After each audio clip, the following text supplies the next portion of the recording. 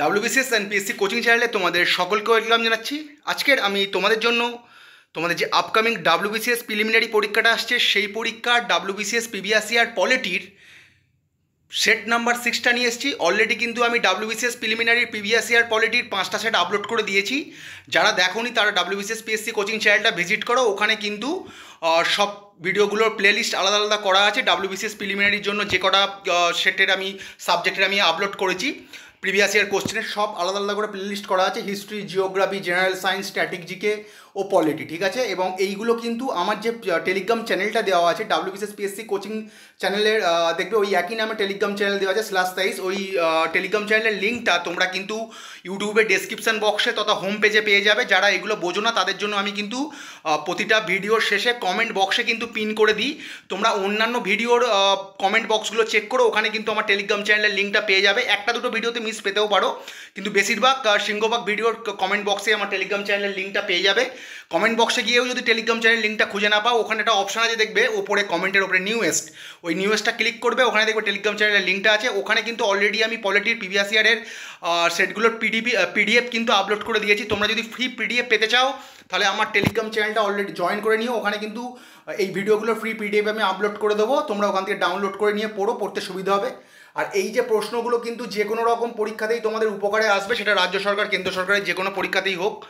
আর আমার ভিডিওগুলো ভালো লাগলে ভিডিওগুলোকে লাইক করো, পারলে চ্যানেলটাকে সাবস্ক্রাইব করে শেয়ার করো, খারাপ লাগলে অবশ্যই ডিসলাইক করো এবং কমেন্ট কিন্তু অবশ্যই করো বন্ধুরা।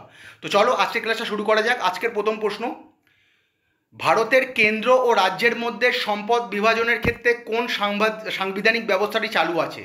ভারতের অর্থ মন্ত্রকের মাধ্যমে, পরিকল্পনা কমিশনের মাধ্যমে, ভারতীয় অর্থ কমিশন, প্রতি 5 বছর অন্তর, উপরের কোনোটাই নয়।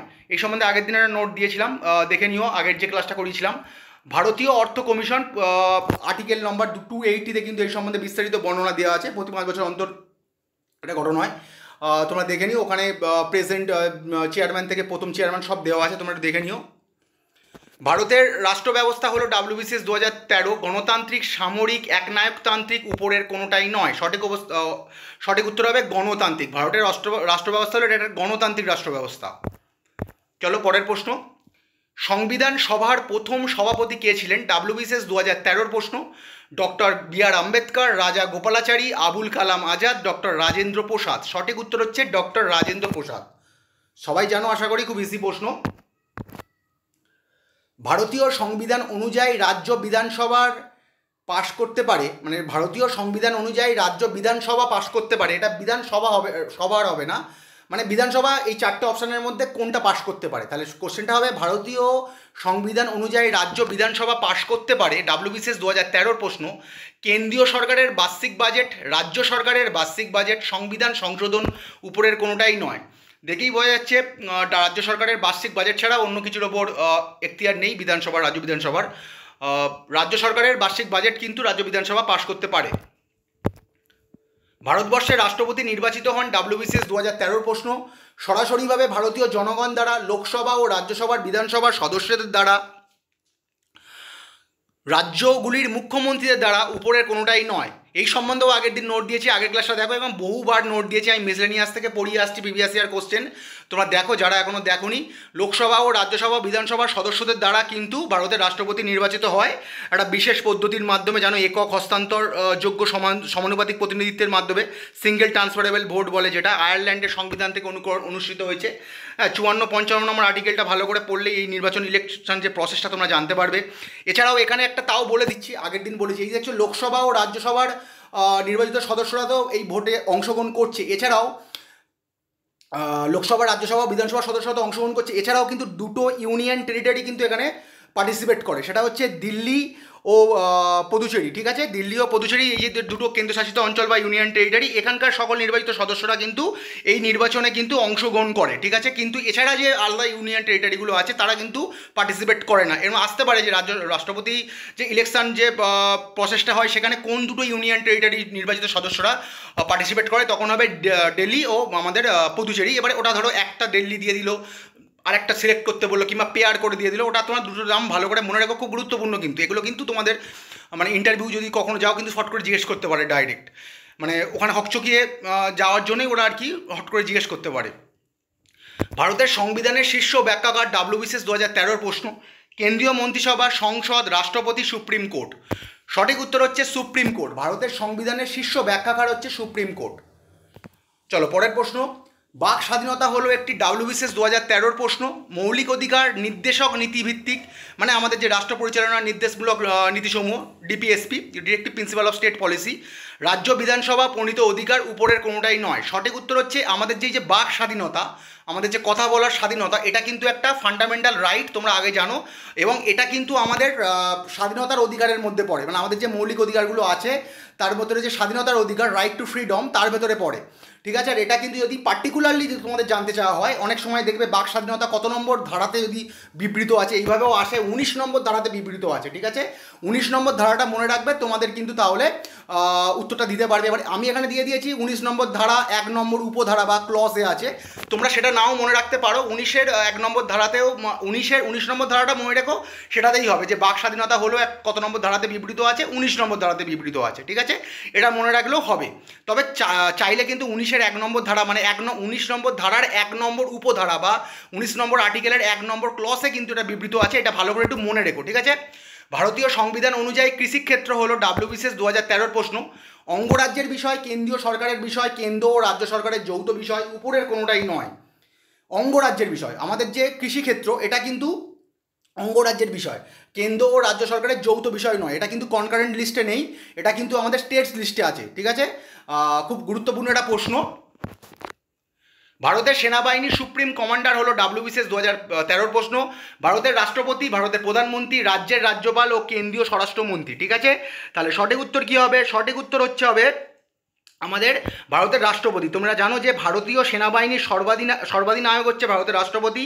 উনি কিন্তু আমাদের যে 3টে বাহিনী আছে, যেমন ধরো আমাদের স্থল বাহিনী বা বিমান বাহিনী বা নৌবাহিনী, এই প্রধানদেরও কিন্তু রাষ্ট্রপতিই নিয়োগ করে। ঠিক আছে, এদের যে মেন যে তোমাদের যে এই 3টে বাহিনীর যে চিফ, তাদেরকেও কিন্তু রাষ্ট্রপতি নিয়োগ করে। এগুলো আসে অনেক সময়, আশা করি জানো। তো আমাদের যে ভারতীয় সেনাবাহিনীর সুপ্রিম কমান্ডার হলেন কিন্তু হচ্ছে আমাদের রাষ্ট্রপতি। ঠিক আছে, চলো পরের প্রশ্ন। ভারতীয় সংবিধান কর্তৃক সুরক্ষিত মৌলিক অধিকারের সংখ্যা ডাব্লিউবিসিএস 2013 প্রশ্ন। 6টা, 7টা, 8টা, 9টা, মানে আমাদের বর্তমানে যে ইন্ডিয়ান কনস্টিটিউশনে কটা ফান্ডামেন্টাল রাইট আছে? খুব গুরুত্বপূর্ণ একটা প্রশ্ন, কিন্তু এই প্রশ্নটা কিন্তু বহুবার রিপিট হয়েছে, আমি বহুবার পড়িয়েছি, যতটা সম্ভব শর্টে নোটটা দিয়েছি। 6টা আমাদের প্রেজেন্ট যে ফান্ডামেন্টাল রাইট আছে, 6টা, 12 থেকে 35-এর মধ্যে, মানে আর্টিকেল নম্বর 12 থেকে 35-এর মধ্যে কিন্তু ফান্ডামেন্টাল রাইটগুলো বিবৃত আছে, এবং এটা কিন্তু পার্ট 3-তে আছে, এটাও ভালো করে মনে রাখবে। এবং যদি বলে যে কোন দেশের, হয় না কোনো যে বিভিন্ন রকম, যে আমাদের ভারতীয় সংবিধান জানো লার্জেস্ট কনস্টিটিউশন আমাদের পৃথিবীর মধ্যে বলা যেতে পারে, এবং এখানে বিভিন্ন দেশ থেকে কিন্তু অনুষ্ঠিত হয়েছিল বিভিন্ন জিনিস।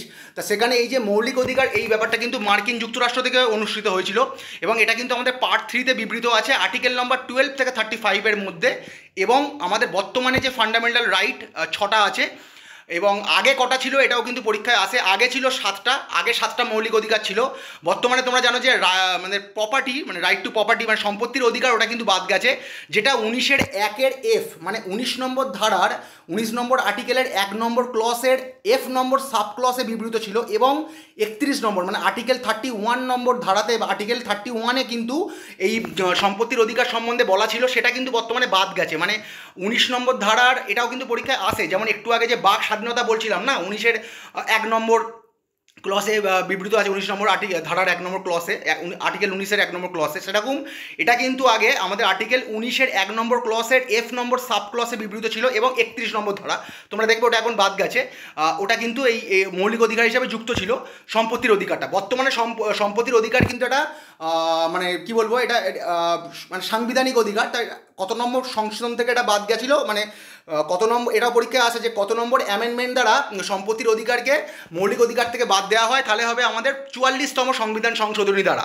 মানে ভারতের যে কটা সংবিধান সংশোধন হয়েছে, সব থেকে যে দুটো ইম্পর্টেন্ট অ্যামেন্ডমেন্ট 42 এবং 44, সেই 44 অ্যামেন্ডমেন্ট দ্বারা, যেটা 1978 সালে সংগঠিত হয়, আর সেই সংবিধান সংশোধনী দ্বারা সম্পত্তির অধিকারকে কিন্তু মৌলিক অধিকার থেকে বাদ দেওয়া হয়েছে। বর্তমানে এটা একটা কিন্তু সাংবিধানিক অধিকার, যেটা 300A নম্বর ধারাতে কিন্তু সুরক্ষিত আছে। বর্তমানে এটা কিন্তু একটা সাংবিধানিক অধিকার, যেটা 300A নম্বর ধারাতে কিন্তু বিবৃত আছে। এবং এটা যদি বলে যে বর্তমানে সম্পত্তির অধিকার কত নম্বর পার্টে আছে, এটা আমার দেওয়া হয়নি, একটু আমি ভুল, মানে আমার দেওয়া উচিত ছিল, আগের নোটগুলো দিয়েছি, দেখতে পারো। বর্তমানে সম্পত্তির অধিকার যদি বলে যে কোন পার্টে বিবৃত আছে, তাহলে হবে মানে দ্বাদশ পার্টে বিবৃত আছে, ঠিক আছে। পার্ট নম্বর 12-এ কিন্তু বিবৃত আছে বর্তমানে সম্পত্তির অধিকার, ঠিক আছে। তাহলে এখান থেকে প্রচুর প্রশ্নের উত্তর তোমরা পেয়ে গেলে। 44তম অ্যামেন্ডমেন্ট দ্বারা কিন্তু এটা বাদ গেছে, যেটা 1978 সালে সংগঠিত হয়েছিল। বর্তমানে এটা একটা সাংবিধানিক অধিকার, 300 নম্বর ধারায় কিন্তু এটা সুরক্ষিত আছে, আর্টিকেল 300 নম্বর ক্লসে। এবং এটা কত নম্বর পার্টে আছে যদি বলে, এটা আসে কিন্তু পরীক্ষায়, যে বর্তমানে যে সম্পত্তির অধিকার এটা কত নম্বর পার্টে আছে, পার্ট 12-এ আছে, ঠিক আছে। ভালো করে মনে রেখো, বা দ্বাদশ যে অধ্যায় সেখানে আছে পার্ট 12, এটা ভালো করে মনে রেখো। ওটা আমার দেওয়া উচিত ছিল, ওটুকু মিস হয়ে গেছে। ভারতের পঞ্চায়েত ব্যবস্থা প্রবর্তিত হয়, বানানটা ভুল হয়েছে, মানে প্রবর্তিত হয়, বানানটা ভুল হয়ে গেছে। ভারতের পঞ্চায়েত ব্যবস্থা প্রবর্তিত হয় সংবিধানের কততম সংশোধনের মাধ্যমে? WBCS 2014 প্রশ্ন। 73তম, 70তম, 68তম, 70তম। আচ্ছা, এখানে হয়তো একটা কোনো অন্য অপশান ছিল, আমি হয়তো মানে ভুলবশত আমি লিখে ফেলেছি। যাই হোক, সঠিক উত্তর হবে 73তম। জানো তোমরা 22-এর WBCS প্রিলিতেও এসেছিলো এটা। 1992 সালে কিন্তু এই সংবিধান সংশোধনীটা হয়েছিল। আর পঞ্চায়েত সম্বন্ধে কিন্তু আমি প্রচুর নোট দিয়েছি, আমরা যারা আগের ক্লাসগুলো দেখোনি দেখো, মিসলেনিয়াস ক্লার্কশিপ যারা দেখোনি তারা কিন্তু ভালো করে দেখো। আর এমনিতেও আমি ওয়েস্ট বেঙ্গল পুলিশের কনস্টেবল SIও পড়িয়েছি, দেখতে পারো, ওখানে খুব ডিটেলে নোট দেওয়া আছে। ভারতের সংবিধান অনুযায়ী শিক্ষা নিচের কোনটির অন্তর্ভুক্ত? WBCS 2013 প্রশ্ন। ইউনিয়ন লিস্ট বা কেন্দ্রীয় তালিকা, স্টেট লিস্ট বা রাজ্য তালিকা, যুগ্ম তালিকা বা কনকারেন্ট লিস্ট। যুগ্ম তালিকাকে কিন্তু কনকারেন্ট লিস্ট বলে, উপরের কোনোটাই নয়। সঠিক উত্তর হবে যুগ্ম তালিকা। আমাদের যে শিক্ষা, বর্তমানে শিক্ষা কিন্তু এটা আমাদের কনকারেন্ট লিস্টে আছে, ঠিক আছে। সুপ্রিম কোর্টে বিচারপতিদের অবসরের বয়স কত? WBCS 2014 প্রশ্ন। 70, 65, 62, 60। সঠিক উত্তর হচ্ছে 65 বছর। মানে আমাদের সুপ্রিম কোর্টের যে বিচারপতিদের অবসরের বয়স সেটা হচ্ছে 65 বছর। এবং এটা তোমরা আর্টিকেল 124, এটা আসতে পারে অনেক সময় যে সুপ্রিম কোর্টের বিচারপতিদের অবসরের বয়স কত নম্বর আর্টিকেলে আছে, 124 নম্বর আর্টিকেলেই ওখানে দেওয়া আছে। তোমরা যদি পার্টিকুলারলি জানতে চাও, মানে স্পেসিফিক্যালি বললে 124-এর আর্টিকেল 124-এর 2 নম্বর ক্লসে কিন্তু এই বিচারপতিদের অবসর রিটায়ারমেন্ট এজটা সম্বন্ধে বলা আছে। আর এই যে প্রশ্নটা, এই প্রশ্নটা থেকে আরেকটা প্রশ্ন আসতে পারে, যে এই যে শিক্ষা মানে যে যুগ্ম তালিকাতে অন্তর্ভুক্ত হয়েছে কততম সংবিধান সংশোধনী দ্বারা, ঠিক আছে। এটা যতদূর সম্ভব আমাদের আমাদের যে 44তম সংবিধান সংশোধনী, ওই 44তম সংবিধান সংশোধনী দ্বারা কিন্তু যতদূর সম্ভব 1978 সালে কিন্তু এটা আমাদের কনকারেন্ট লিস্টে কিন্তু যোগ হয়েছিল। এটা কিন্তু পরীক্ষায় আসে, তোমরা একটু চেক করে নিও, আমার একটু মনে পড়ছে না এই মুহূর্তে। আশা করি ঠিক বলছি যে 44তম অ্যামেন্ডমেন্ট দ্বারা শিক্ষাকে কিন্তু আমাদের কনকারেন্ট লিস্টে কিন্তু যোগ করা হয়, বা যুগ্ম তালিকাতে যোগ করা হয়। তোমরা একটু চেক করে নিও, আশা করি আমি ঠিক বললাম। 1 মিনিট বন্ধুরা, ঠিকই, 1 মিনিট।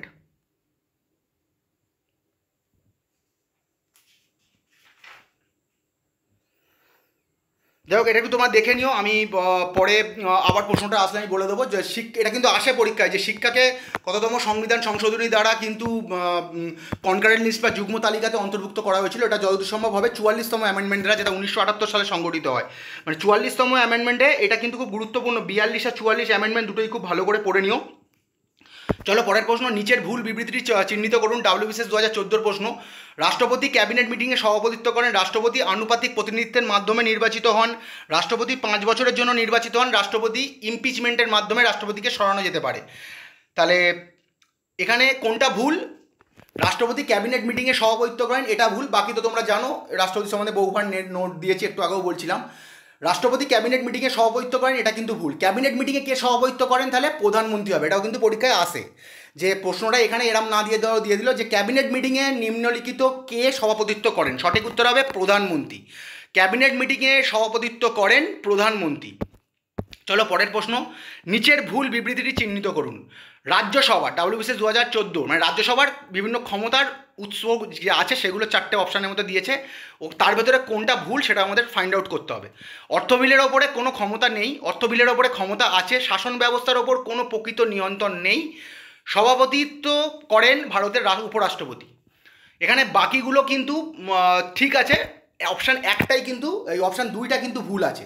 অর্থ বিলের ওপর ক্ষমতা কিন্তু আমাদের রাজ্যসভার নেই। তোমরা জানো, যখন কোনো বিল অর্থ বিল কিনা এটা তো জানো, তোমার স্পিকার নির্বাচন করে।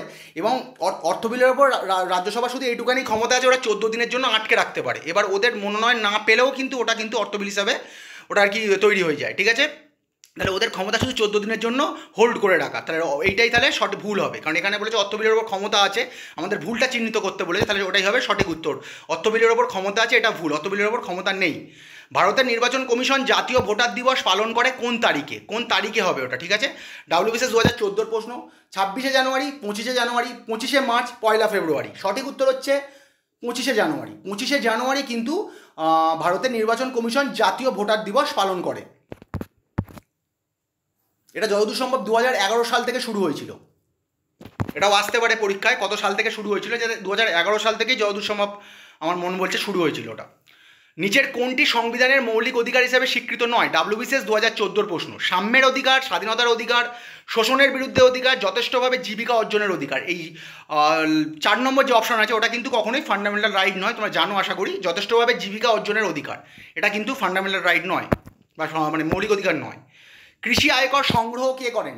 ডাব্লিউবিসিএস 2014 প্রশ্ন। শুধুমাত্র কেন্দ্রীয় সরকার, শুধুমাত্র রাজ্য সরকার, স্থানীয় সরকার ও কেন্দ্রীয় ও রাজ্য সরকার। সঠিক উত্তর হবে কৃষি আয়কর সংগ্রহ করেন, ল্যান্ড রেভিনিউ কিন্তু সংগ্রহ কালেক্ট করে হচ্ছে রাজ্য সরকার। বর্তমানে সুপ্রিম কোর্টের বিচারপতি কে? ডাব্লিউবিসিএস 2014 প্রশ্ন। আচ্ছা, এখানে কিন্তু আমি বর্তমানটা 2014 থেকে আসবে না, আমি বর্তমানেরটা দিয়ে দিয়েছি। বর্তমানে সুপ্রিম কোর্টের বিচারপতিকে অপশানগুলো দিইনি, ওখানে 2014 এগেনস্টে এসেছিল ভূষণ রামকৃষ্ণ গাভাই, কিন্তু বর্তমানে আমাদের সুপ্রিম কোর্টের প্রধান বিচারপতি। বর্তমানে সুপ্রিম কোর্টের বিচারপতি কে? ওটা অ্যাকচুয়ালি প্রধান বিচারপতি ওরা জানতে চেয়েছিল, আমি প্রধানটা দিয়েছিল কিনা কোশ্চেনে মনে পড়ছে না। বর্তমানে সুপ্রিম কোর্টের প্রধান বিচারপতি হচ্ছে ভূষণ রামকৃষ্ণ গাভাই, যিনি প্রথম বৌদ্ধিস্ট একজন, যিনি প্রথম বৌদ্ধিস্ট হিসাবে কিন্তু ভারতের সুপ্রিম কোর্টের প্রধান বিচারপতি হিসেবে নিযুক্ত হলেন। ভূষণ রামকৃষ্ণ গাভাই খুব গুরুত্বপূর্ণ, তোমাদের আপকামিং যে কটা পরীক্ষা আসছে সেই পরীক্ষায় কিন্তু এই কোশ্চেনটা আসার প্রচুর সম্ভাবনা আছে। তো চলো বন্ধুরা, আজকের এই পর্যন্ত। খুব তাড়াতাড়ি ডাব্লিউবিসিএস প্রিভিয়াস ইয়ারের অন্য সাবজেক্ট নিয়ে আমি হাজির হচ্ছি। ততক্ষণ পর্যন্ত good day and good bye.